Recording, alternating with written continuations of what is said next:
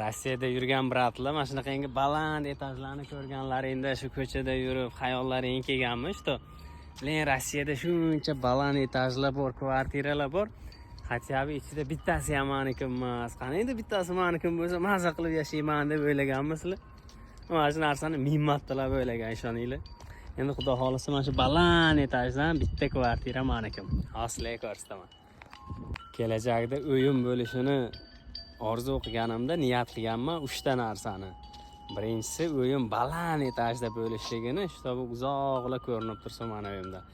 Ikkinchisi uyimda qimmat kofe apparat turishini, zo'r kofe apparat. Uchinchisi uyimda balkonida durbin turishi.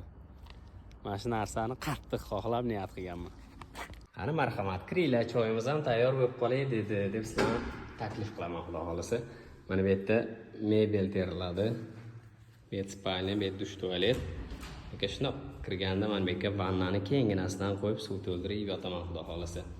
Bu yerda spalnya ham bu yerga mebel terish kerak. Hozir bitta ko'rsataman sizlarga, kelib qaranglar. Ves dvor ko'rinib turadi. Atrof mana shunaqa mana. Chiroyli-a? Menga ham yoqadi. 22-etaj. Shundoq o'sha kelib turib, shundoq o'ngga qaytsak, bu yerga kuxni garnitura terish kerak. Kuxni bilan shug'ullanadigan akalar bo'lsa aloqaga chiqib boringlar. Mana bu yerga divan qo'yiladi, mana bu yerga televizor. Endi maslahat, mana shu yerdan shundoq dushdan o'z qo'limda yuvib chiqib kelib yerda kofe apparati bitta knopkasini bosaman, kofeni tayyorlab bersa, shundoq olib chiqib balkonga.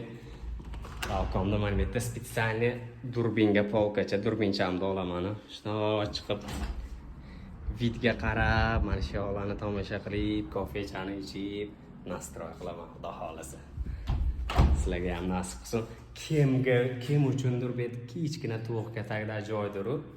Lekin men uchun, menga o'sha vagonlarda yashab yurgan akalar uchun bu yerga katta futbolni poylar, ishoninglar. Akalar mana shu uyni olishimda o'ziga yarasha qiziq tarixi borda. Va uy olishni xohlaganman, addushi niyatim bo'lgan, lekin uy olishimga meni fikrim bo'yicha hali 5-6 yil bor u darajaga yetishishimga. Men bo'sh vaqtlarimda застройщикlarning ofis продажasida aylanib yurardim. O'tga borishimdan maqsad, o'tga borsalaring choy, kofe taklif qiladi. Kofesini ichishni yaxshi ko'raman. Besplatni kofe men uchun.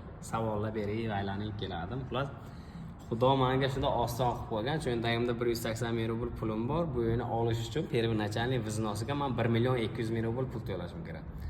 Qandaydir bo'lib o'zim bilmagan holda 1 200 ming rubl pul menda xullas istab topganman. Oson topgan, qiynalmaganman. Xullas shunday bo'lib shu uyni olganman. Bu maqtanish emas. Hozir masjidga mebel qilishim kerak. Mebel qilishga ham pulim yo'q. Prosta men o'zimni xursandchiligimni sizlar bilan bo'lishdim. Sizlarga ham nasib qilsin. Sog' bo'lasizlar.